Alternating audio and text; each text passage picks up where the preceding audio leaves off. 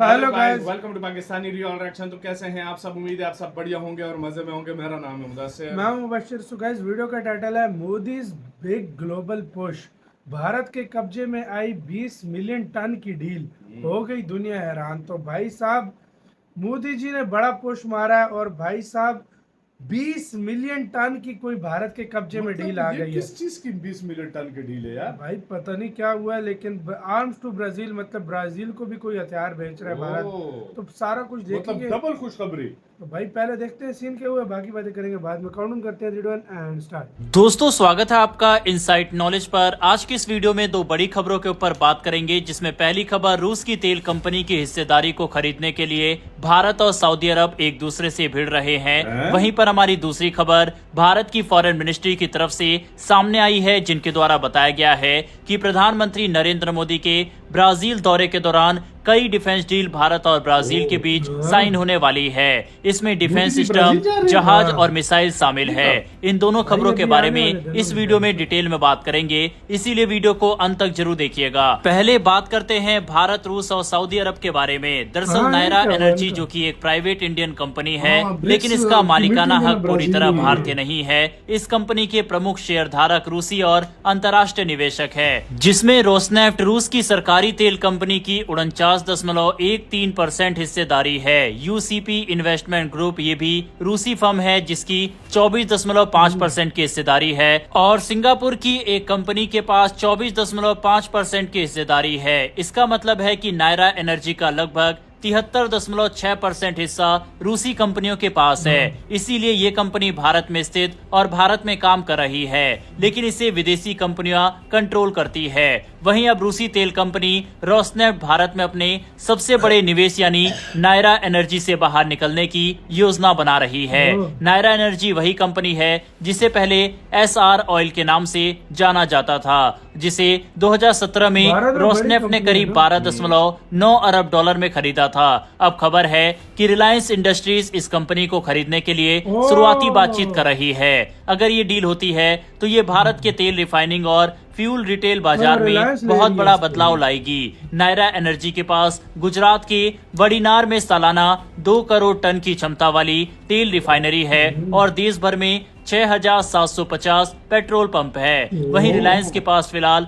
1972 petrol pump है, जो देश के कुल पेट्रोल पंपों का सिर्फ छोटा हिस्सा है। अगर रिलायंस नायरा को खरीद लेता है तो उसके पास पेट्रोलियम रिटेलिंग में भी बड़ी हिस्सेदारी हो जाएगी और उसकी रिफाइनिंग क्षमता इंडियन ऑयल कॉर्पोरेशन से भी ज्यादा हो जाएगी, जो फिलहाल देश की सबसे बड़ी रिफाइनिंग कंपनी है। रोसनेफ्ट पर पश्चिमी देशों द्वारा लगाए गए प्रतिबंधों के कारण कंपनी भारत में अपने मुनाफे को पूरी तरह से रूस वापस नहीं भेज पा रही। इस वजह से वह नायरा से बाहर निकलना चाहती है। उनके साथ साथ यूसीपी इन्वेस्टमेंट ग्रुप, जो नायरा में 24.5% हिस्सेदारी रखती है, वह भी अपनी हिस्सेदारी बेचना चाहती है। यानी कुल मिलाकर करीब 73.6% हिस्सेदारी बिक्री के लिए उपलब्ध है। रिलायंस के अलावा अदानी ग्रुप, सऊदी अरामको और भारत की सरकारी कंपनियां ओएनजीसी और आईओसी को भी ये ऑफर दिया गया था, लेकिन लगभग सभी कंपनियों को 20 अरब डॉलर की जो शुरुआती कीमत रोसनेफ्ट ने तय की थी, वह काफी ज्यादा लगी। अदानी ग्रुप ने तो साफ मना कर दिया,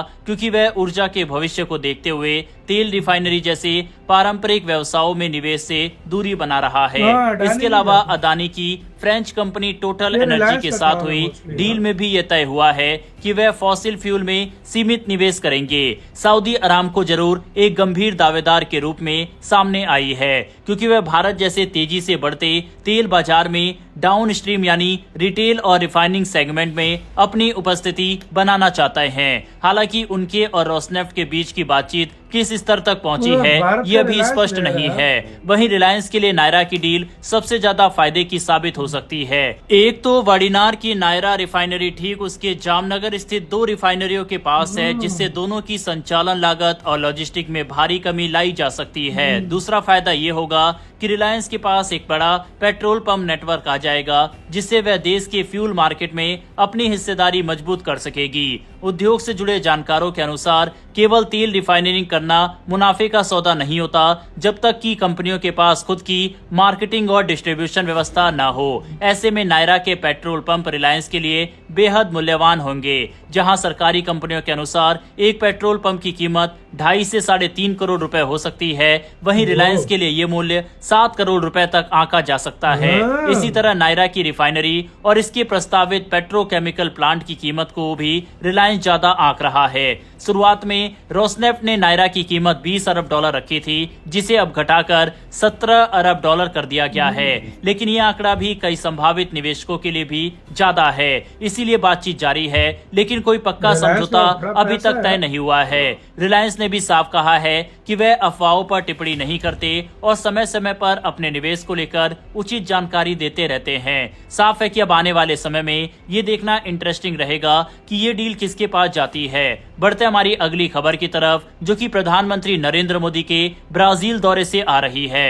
भारत लगातार रक्षा क्षेत्र में आत्मनिर्भर बनने की दिशा में आगे बढ़ रहा है। पिछले कुछ वर्षों में भारत ने कई स्वदेशी रक्षा प्रणालियों और हथियार प्रणाली विकसित की है।